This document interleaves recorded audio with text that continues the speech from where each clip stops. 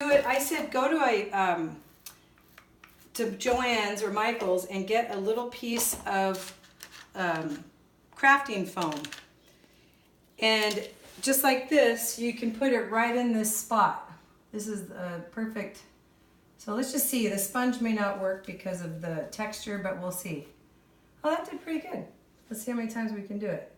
So I'm putting it right in the middle, and if you press more, hey, that's pretty cool. It's the first time I actually made stamps out of sponges years ago, but I've never done this with the brick. So that's a perfect remedy for when you have these open spaces, and I'm not going to do the brown because I can add that. So look, just line it up, and that's the perfect remedy for your little half brick that's missing against the wall. The other remedy is foam, crafting foam that you get at the store. Now watch, if I want to add more brown, you just take this is the little foam roller, throw it on there, sponge it off. I'm just trying to show you tricks so that you don't feel intimidated when you are doing the brick stamp, because it can be heavy to hold in the little areas. But look, that's a perfect remedy.